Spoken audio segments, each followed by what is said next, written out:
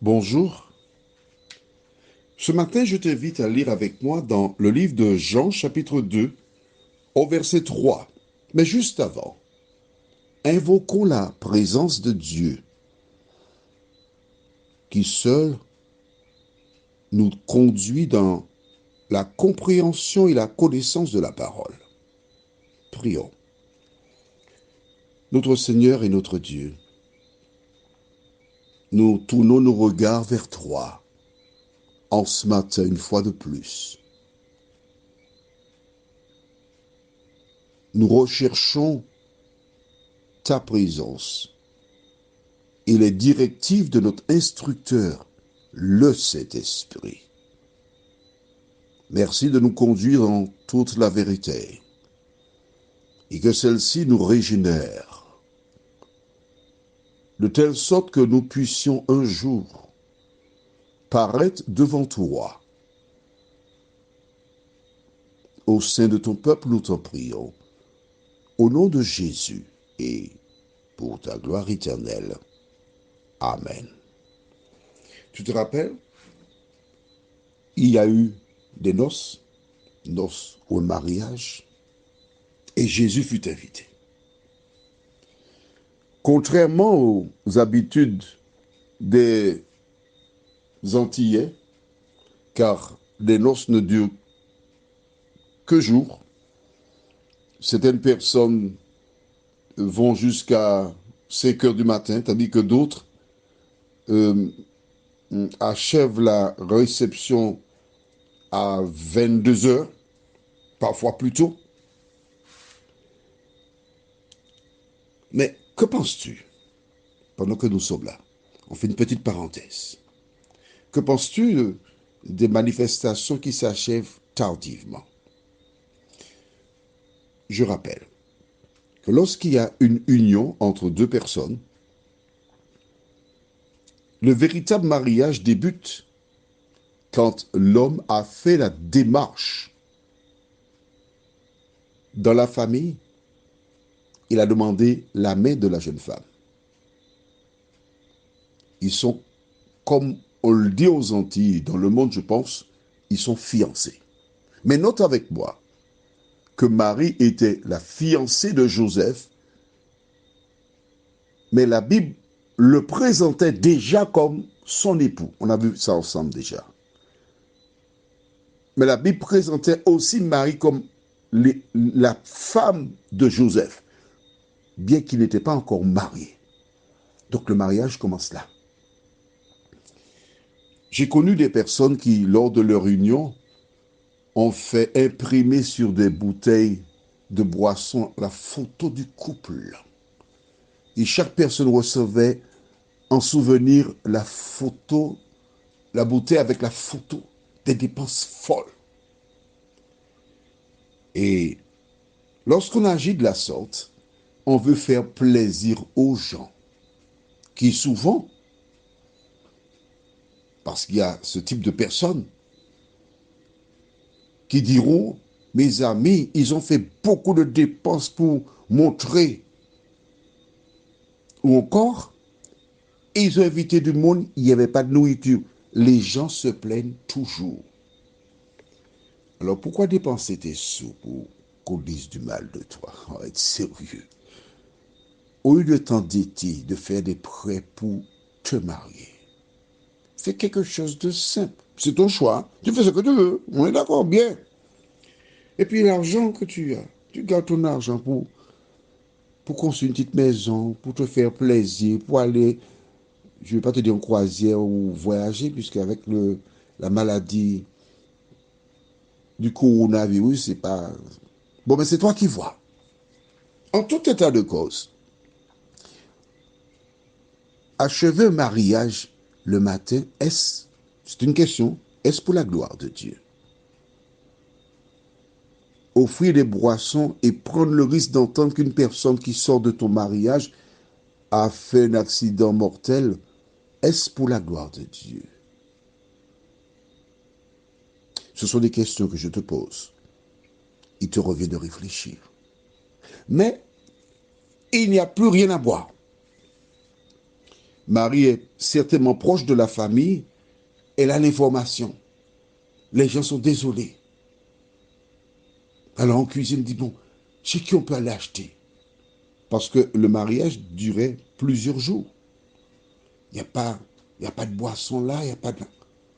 Alors, vin,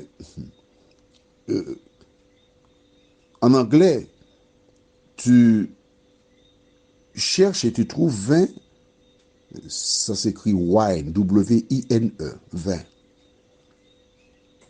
On trouve aussi grape juice, jus de raisin.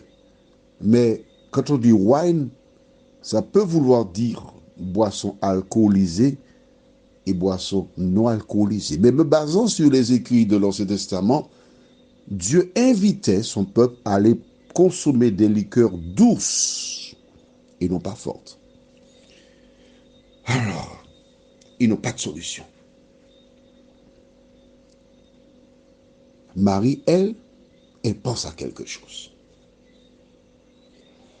Car à la naissance de Jésus, des dames oisives n'ayant rien à faire ne manquaient pas de dire à leur époux, et des époux parfois avaient la même attitude, mais attends, c'est pas depuis la deuxième semaine de septembre que Marie a été chez Joseph? Parce qu'il était admis que lorsqu'on était fiancé, à tout moment, l'homme pouvait venir récupérer son épouse sans faire de cérémonie. Mais oui, c'est la deuxième semaine de septembre. Attends, oui, on est septembre, octobre, novembre, décembre, janvier, février, mars. Il y a 8 mois. Elle a déjà accouché. Ah. Il y a un sous roche là. Hein?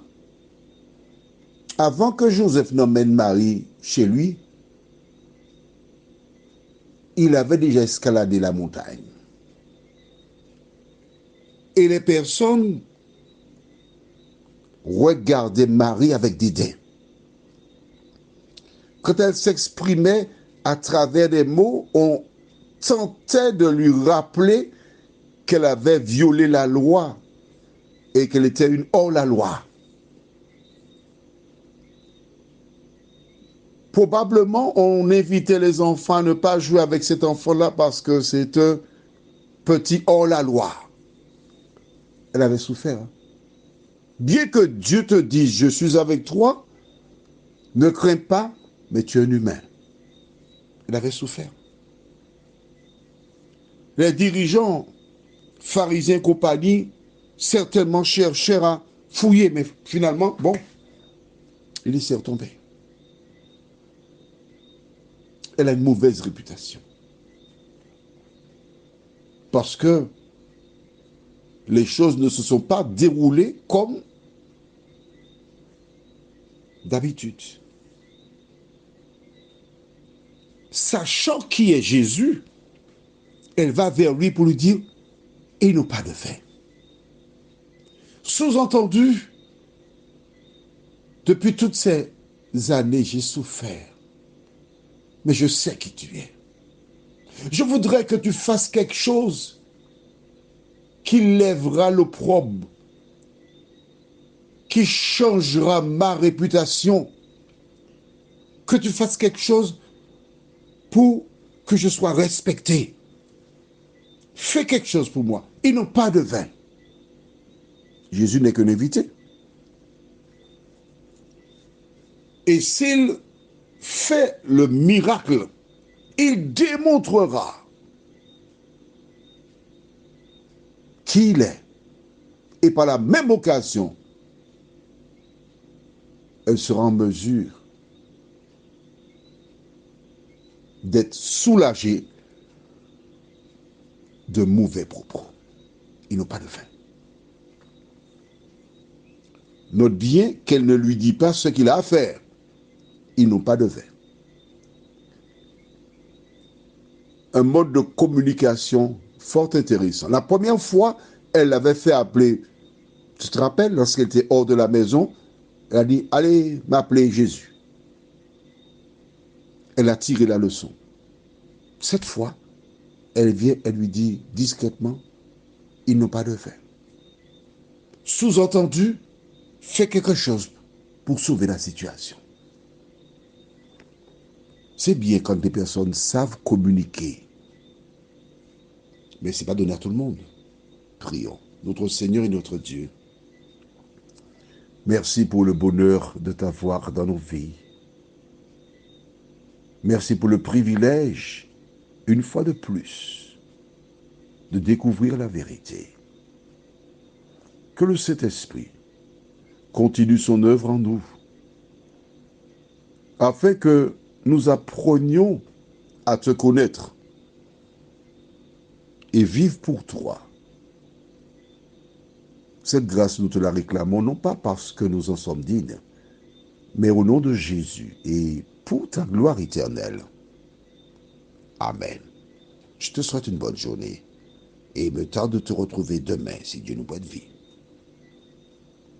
Et n'aie pas peur.